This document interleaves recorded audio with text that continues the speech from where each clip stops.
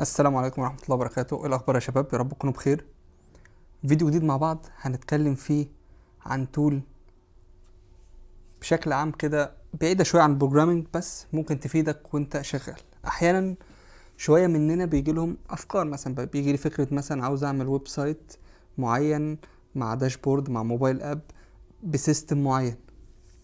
عملت الطريقة دي، عملت السيستم بتاعي ومحتاج أعمله بقى براندنج، رفعت الويب سايت بتاعه محتاج أعمل له شوية براندنج، فأنا ما عنديش خبرة.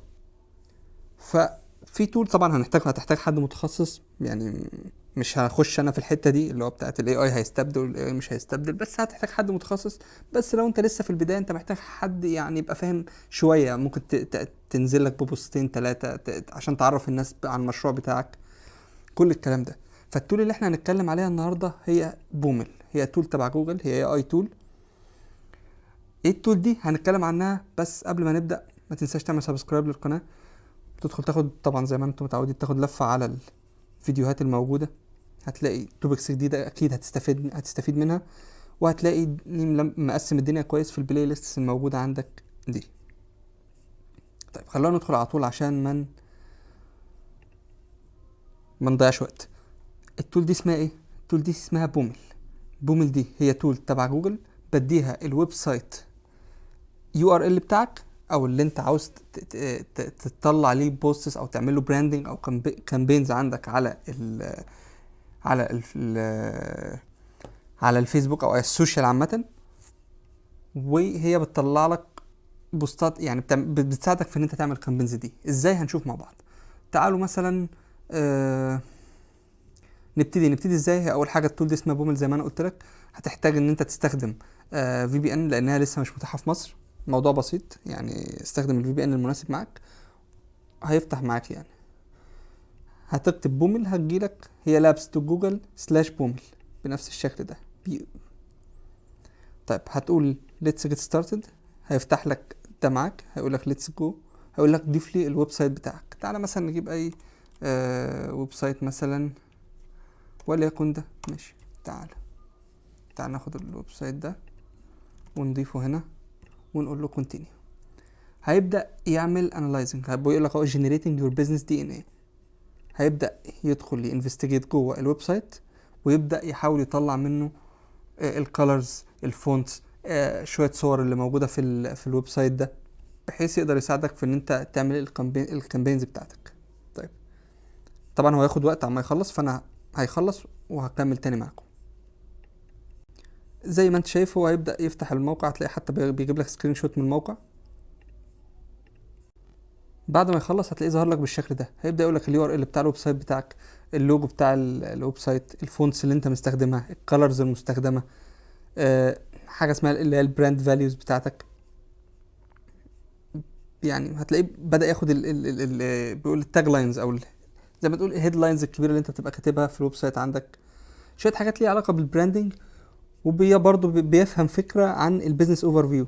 طبعا انت ليك ان انت تعدل في كل دول، يعني ممكن ادخل هنا مثلا واقول لا الفونت اللي انا مستخدمه فونت تاني. آه كل الحاجات دي تضيف عليها تعدل فيها يعني. ليك يعني عاوزه مثلا يفهم اكتر عن البيزنس بتاعك، فتدخل هنا تعدل وتكتب تزود على ده او تقلل. وهتلاقيه برضو خد شوية الصور من اللي موجودة عندك على الويب سايت.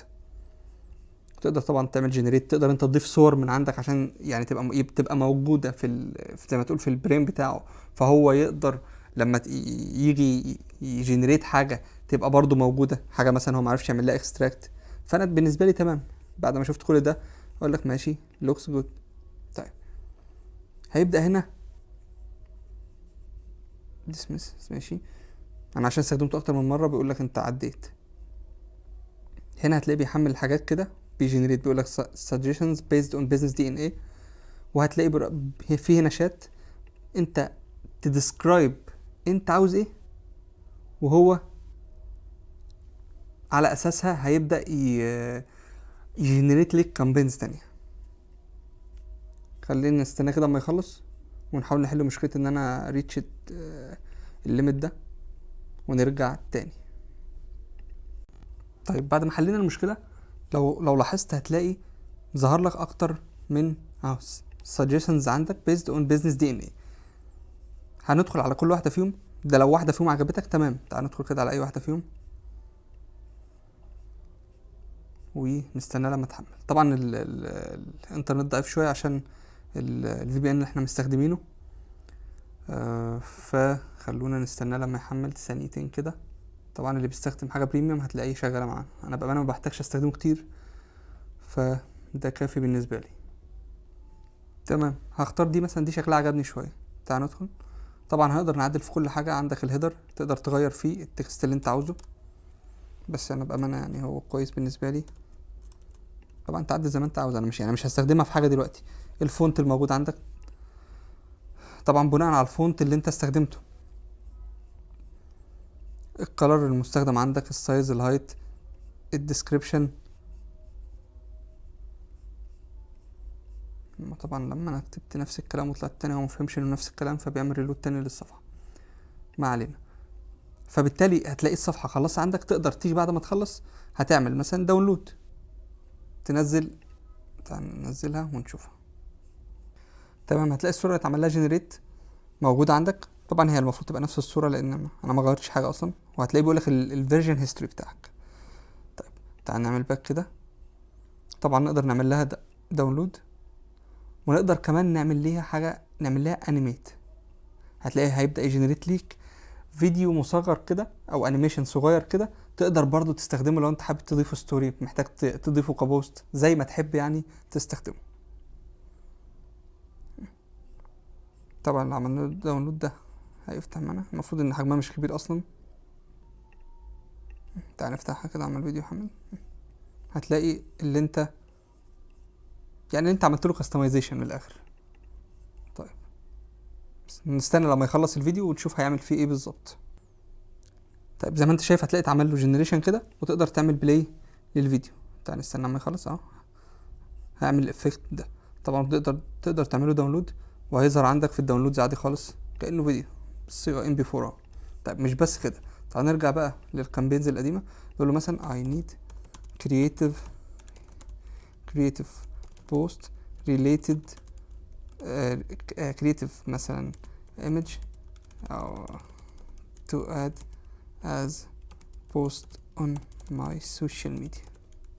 يعني كلمة عامة خالص. طبعا انت تقدر تكستمايز الكلام اللي انت عاوزه زي ما انت حابب. انت بتكلم AI وهو يرد عليك على حسب البرومت بتاعك. هتلاقيه عمل لك السجيشنز دي بناء على اللي انت كتبته. هنختار اي واحد فيهم. تعال نختار اول كده. هتلاقيه هيبدأ برضو ينفذ لك شوية صور كده، وانت تختار منهم او تبدأ تأديت فيهم، وهكذا. ظهروا معانا كده. طبعا يعني ممكن يكون انسب واحد فيهم هو ده. طبعا شكل التكست بدائي جدا في كل دول. ممكن احنا ندخل جوه بقى ونعدل الفونت. يعني هي دي التول، وهي لسه تجريبيه عامه يعني، لسه في الاول. في ناس كتير ممكن تشوفها لا بدائيه خالص، ما استخدمهاش. وفي ناس يعني تقول لك لا تساعدني مبدئيا عما ابدا اقوم شويه، يعني انزل كذا حاجه على السوشيال كده، يعني ابدا اتحرك شويه احسن من ما فيش خالص. وبس كده يعني، هي دي التول. اتمنى يكون فيديو فادي الناس. اشوفك ان شاء الله الفيديو الجاي. السلام عليكم.